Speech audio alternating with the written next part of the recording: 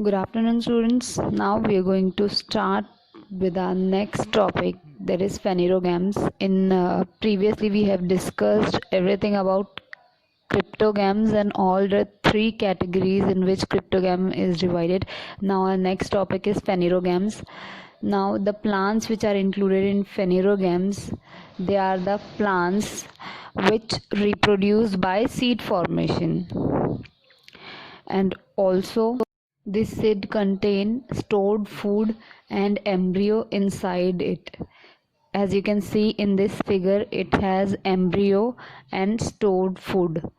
So this stored food is used for the initial growth of the plant. The food stored in this seed is used for the growth of plant.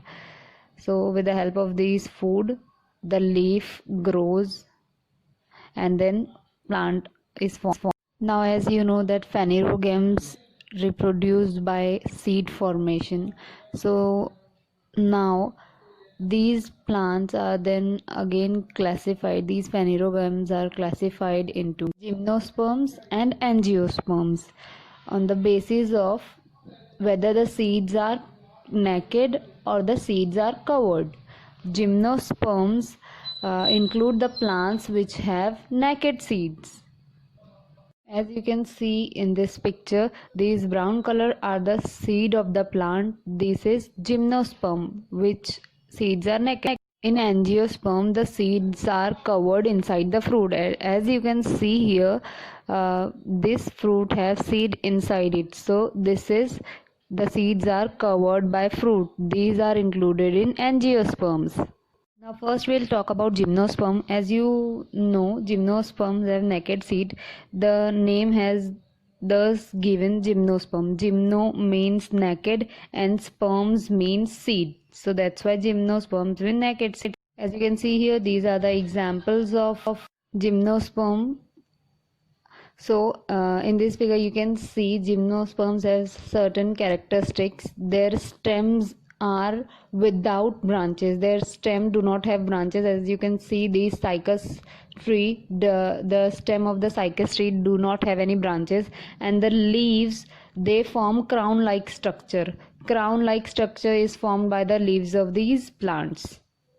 Also, these plants have male and female flower on different sporophylls of the same plant. As you can see here in this picture, sporophylls are shown. So these plants, gymnosperm plants, they have male and female flowers on different sporophylls of the same plant. And also these plants do not form fruits. They do not produce fruits.